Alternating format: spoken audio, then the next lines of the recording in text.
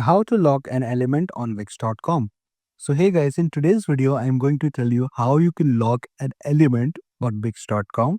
So the first thing for that, which you need to do is you need to log into Wix.com. And after that, you can see you'll be redirected here on this dashboard. So from here, you need to click on Design Site and open the website editor. So this is the website that I'm working on.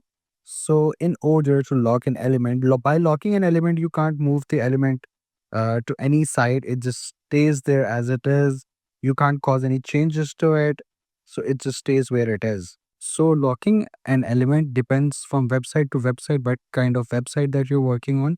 But the main way to do it is, for example, if you need to lock this specific post, then you should go to settings and uh, you'll be able to see a lock option right here. And from there, you need to click on lock and it will be locked. I don't know why it's not showing here on my Wix, but this is the most foremost way in order to lock a design or lock an element, of locking an element. This is how you do it. For example, if we click on this image, likewise, and we go to uh, section settings, no, sorry, the main settings from right here, we'll be able to lock it.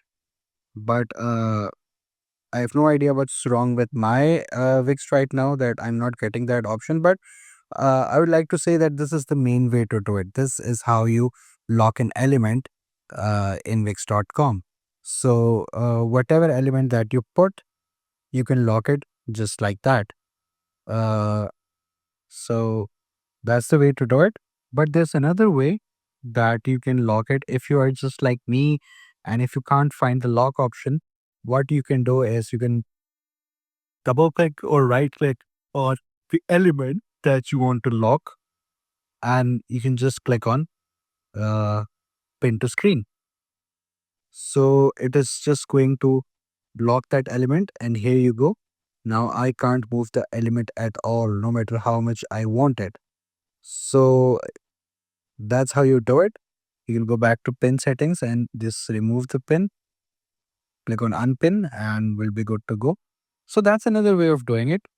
So I hope you found this video informative. Please do like the video and subscribe to the channel to see more content like this. I'll see you in the next one.